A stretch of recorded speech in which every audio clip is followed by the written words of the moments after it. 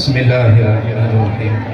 ایک مرتبہ درود شریف پڑھیں گے۔ بہت دیر سے آپ حضرات ماشاءاللہ پروگرام سن رہے ہیں تاکہ ہمارے اس پروگرام کے اندر مزید نورانیت پیدا ہو، تازگی پیدا ہو، روحانیت پیدا ہو۔ درود شریف پڑھیں ایک مرتبہ تمام حضرات۔ اللهم صل على كما صليت على ابراهيم وعلى ال ابراهيم انك حميد مجيد اللهم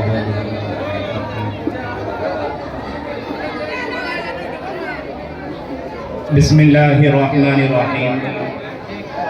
الحمد للہ رب العالمین والصلاة والسلام على سید المرسلین وعلى آلہ واصحابہ اجمعین، اما بعد۔ قال اللہ تبارک وتعالی فی القرآن المجید والفرقان الحمید۔ اعوذ باللہ من الشیطان الرجیم، بسم اللہ الرحمن الرحیم۔ إن هذا القرآن يهدي للتي هي أقوم وقال ألف لام ميم أحسب الناس أن يتركوا أن يقولوا آمنا وهم لا يفتنون، صدق الله العظيم۔ وقال النبي صلى الله عليه وسلم خيركم من تعلم القرآن وعلمه، أو كما قال عليه الصلاة والسلام۔ اسٹیج پر تشریف فرما حضرات علماء کرام، بزرگان دین، ہمارے اس ادارے کے ذمہ دار جناب مولانا عطا الرحمن صاحب ناظم جلسہ، ہمارے سینئر، ہمارے بڑے مفتی اخلاق صاحب دامت برکاتہم العالیہ، اور عزیز بزرگوں، وقت بہت تیزی کے ساتھ آگے بڑھ رہا ہے۔ آپ حضرات کو معلوم ہے کہ یہ وقت باضابطہ حکومت کی طرف سے طے ہے، اسی وقت پر ہمارا یہ پروگرام ختم ہونا ہے۔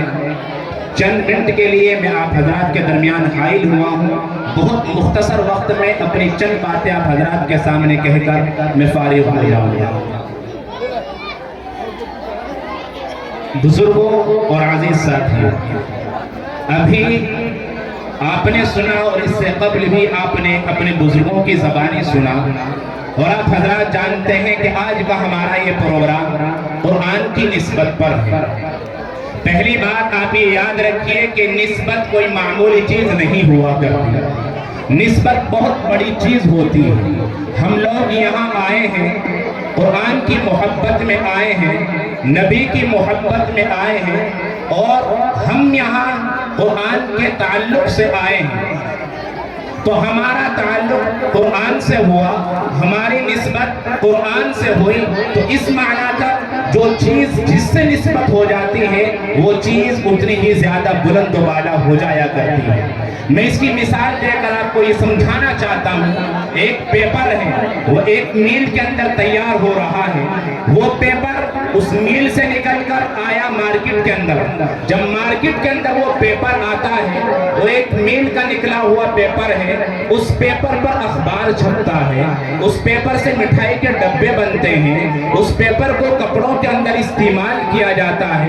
لیکن جب وہی پیپر جو مارکیٹ کے اندر آیا، وہ ایسے کارخانے کے اندر پہنچا جہاں اس پر حدیث چھپی ہے، جہاں اس پر قرآن چھپی ہے۔ آپ حضرات جانتے ہیں کہ وہ کاغذ جس کے استعمال مٹھائی کے ڈبے کے اندر ہوا تھا، جس کا استعمال اخبار کے اندر ہوا تھا، اس کا کوئی مقام اور مرتبہ نہیں ہوتا۔ لیکن وہ کاغذ جو قرآن سے جڑا، جس پر قرآن چھپا، جس پر قرآن شائع ہوا، جس پر حدیث شائع ہوئی، تو اس کا مقام اور مرتبہ کیا ہو جاتا ہے۔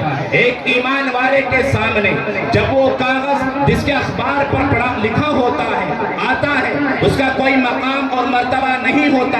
لیکن جب ایک ایمان والے کے سامنے وہ کاغذ آتا ہے جس پر قرآن لکھا ہوتا ہے، حدیث لکھی ہوئی ہوتی ہے، ایک ادنا سا ایمان کا ذرہ اگر اس کے پاس باقی ہے، وہ ایمان والا اس کاغذ کو اٹھاتا ہے، صاف کرتا ہے، چومتا ہے، آنکھوں سے لگاتا ہے، سر پر رکھتا ہے۔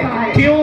کیونکہ میرے بزرگوں اس کاغذ کا تعلق قرآن کریم سے ہوا۔ تو مجھے سمجھانا یہ تھا کہ آپ یہ نہ سمجھیں آج کہ ہم نے اس مدرسہ حفظ القرآن کے جلسے کے اندر آ کر اپنے وقت کو ضائع کیا، اپنے ٹائم کو ویسٹ کیا۔ نانا میرے بزرگوں، یہاں آپ آئے ہیں، قرآن کی نسبت سے آئے ہیں، نبی کی محبت سے آئے ہیں، تو یہ ہمارا یہاں آنا، ہمارا یہاں جمع ہونا، ہمارا یہاں اکٹھا ہونا، یاد رکھ لیجیے اللہ تبارک و تعالیٰ کے یہاں قبول ہو گیا۔ اور اللہ اگر ہمارے اندر اخلاص ہوگا، سچی محبت ہوگی، سچا تقوی ہوگا، تو یاد رکھنا اللہ ہمیں وہی اعزاز دے گا، وہی اکرام دے گا، وہی بلندی دے گا، وہی رفعت دے گا جو اللہ قرآن سے جڑنے والے کاغذ کو عطا کرتا ہے، قرآن سے جڑنے والے گتے کو عطا کرتا ہے، قرآن سے جڑنے والے جزدان کو عطا کرتا ہے، قرآن سے جڑنے والے کپڑے کو عطا کرتا ہے۔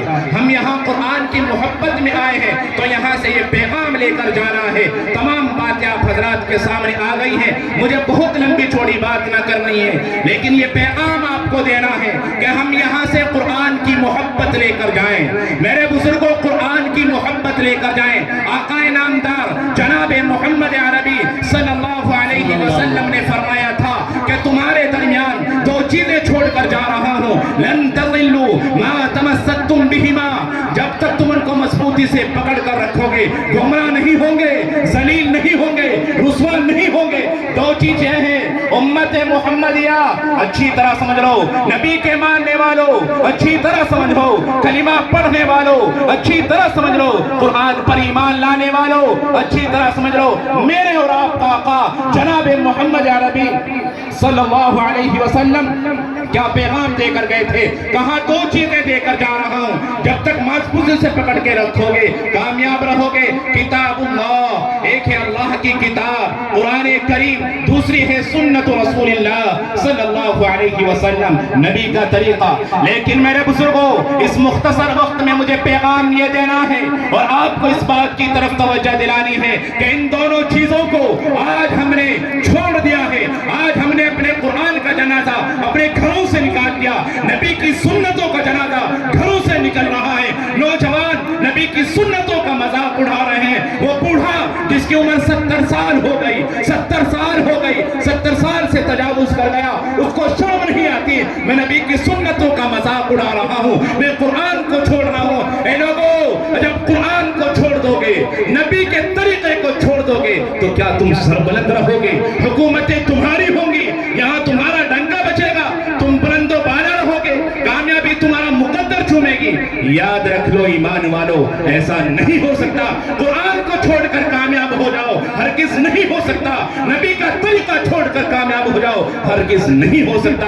اگر قرآن چھوڑو گے جیسا ہم نے چھوڑا، نبی کا طریقہ چھوڑو گے جیسا ہم نے چھوڑا، تو حالات اس سے زیادہ اور خطرناک ہوں گے۔ علماء یہاں موجود ہیں، علماء کی سرپرستی میں کہہ رہا ہوں، یاد رکھنا حالات اس سے زیادہ خطرناک ہوں گے۔ یہ پیغام آپ کو دے کر جا رہا ہوں کہ قرآن پر سچا اور پکا ایمان رکھیے۔ یہ قرآن کے حقوق ہیں، ان تمام 5 حقوق، ان 5 کو آپ گرہ باندھ لیجیے۔ پہلا حق یہ ہے قرآن کا، قرآن پر ایمان لایا جائے۔ دوسرا حق قرآن کا یہ ہے قرآن کو پڑھا جائے۔ تیسرا حق قرآن کا یہ ہے قرآن کو سمجھا جائے۔ چوتھا حق قرآن کا یہ ہے قرآن پر عمل کیا جائے۔ اور 5واں حق قرآن کا یہ ہے کہ اس قرآن کی تبلیغ کی جائے، اس کی اشاعت کی جائے۔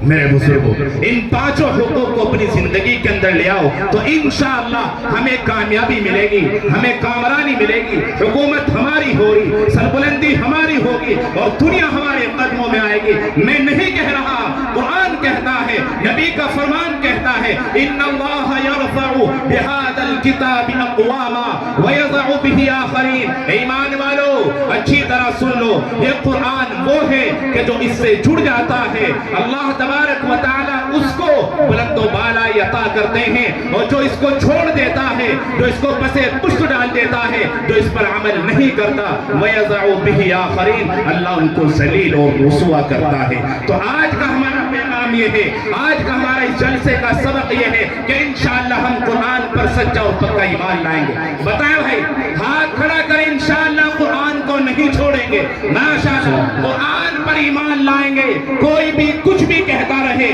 لیکن قرآن کو نہیں چھوڑیں گے. کوئی کچھ بھی کہتا رہے, حالات کتنے سے زیادہ خطرناک ہو جائیں, نبی کا پیغام نہیں چھوڑیں گے, نبی کا طریقہ نہیں چھوڑیں گے, اور انشاءاللہ قرآن پر عمل کریں گے انشاءاللہ. بتائیں بھائی ماشاءاللہ آج کا ہمارا یہ جلسہ کامیاب ہو گیا. مولانا عطاء الرحمن کی محنتیں کامیاب ہو گئی, آپ کا پیسہ کامیاب ہو گیا. اگر آپ یہ جذبہ, یہ پیغام, یہ محبت, یہ سبق یہاں سے لے کر گئے کہ انشاءاللہ ہمارے گھروں, اپنے گھروں کے اندر قرآن زندہ کریں گے, گھروں کے اندر قرآن کی آوازیں بلند کریں گے, گھروں کے اندر قرآن کریم کی تلاوت کریں گے, اور انشاءاللہ اپنے نسلوں کو قرآن کا داعی بنائیں گے, قرآن سیکھنے والا, قرآن سکھانے والا بنائیں گے. میں کسی کی مخالفت نہیں کرتا. یہاں اسی اسٹیج کے اوپر کہا گیا کہ ہم کچھ نہیں بنائیں گے, ڈاکٹر نہیں بنائیں گے, انجینئر نہیں بنائیں گے. اللہ کی قسم میں باہر نکلا جب ہم کھانا کھانے کے لیے جا رہے تھے, علماء کی موجودگی میں کہہ رہا ہوں, معاف کیجئے گا لیکن مجھے کہنا ہے آپ حضرات کے سامنے. یہاں سے نکلا تو جب یہاں کہا جا رہا تھا اس مسند پر بیٹھ کر کہ ہم کلکٹر نہیں بنائیں گے, انجینئر نہیں بنائیں گے, حافظ قرآن بنائیں گے, یاد رکھ لیجئے یہ بات صحیح نہیں. باہر کھڑے ہوئے, میں نام نہیں لوں گا کون تھا, مذاق بنا رہے تھے کہ ہاں تم ان کو کلکٹر نہ بنانا, صرف ان کو حافظ بنانا. یہاں علماء موجود ہیں, بزرگ موجود ہیں, فکر مند حضرات یہاں موجود ہیں جو ہر وقت امت کے لیے پڑھتے ہیں, فکر رکھتے ہیں. مولانا عزیز اللہ صاحب, ہمارے حضرت مولانا احمد صاحب یہاں تشریف فرما ہے. یاد رکھ لیجئے آج ہمیں اچھے ڈاکٹروں کی بھی ضرورت ہے, اچھے وکیلوں کی ضرورت ہے, اچھے انجینئر کی ضرورت ہے, اچھے ججوں کی ضرورت ہے. سب کچھ ہمیں پڑھانا ہے, آگے بڑھنا ہے, لیکن سب سے پہلے قرآن کو پڑھانا ہے. یہ ہے صحیح پیغام. سب سے پہلے قرآن کو پڑھانا ہے, سب سے پہلے عقیدہ مضبوط کرنا ہے, سب سے پہلے اسلامی تعلیمات سے آراستہ کرنا ہے. اس کے بعد پھر انشاءاللہ تمام میدان کے اندر ہمیں آگے بڑھنا ہے. کریں گے انشاءاللہ. یاد رکھ لیجیے گا اگر انشاءاللہ ہم نے عمل کیا, کریں گے انشاءاللہ عمل, انشاءاللہ عمل کریں گے, ماشاءاللہ کامیاب ہو گئے, ہمارا یہ پروگرام کامیاب ہو گیا. اگر عمل کریں گے تو انشاءاللہ روشنی اسی سے پھیلے گی, کیونکہ شاعر نے کہا تھا کہ زمانہ آج بھی قرآن ہی سے فیض پائے گا, زمانہ آج بھی قرآن ہی سے فیض پائے گا, مٹے گی ظلمت شب اور سورج جگمگائے گا. اللہ تعالی ہمارے اس پروگرام کو قبول فرمائے, اللہ تعالی ہمارے یہاں کو قبول فرمائے. وما توفیقی الا باللہ.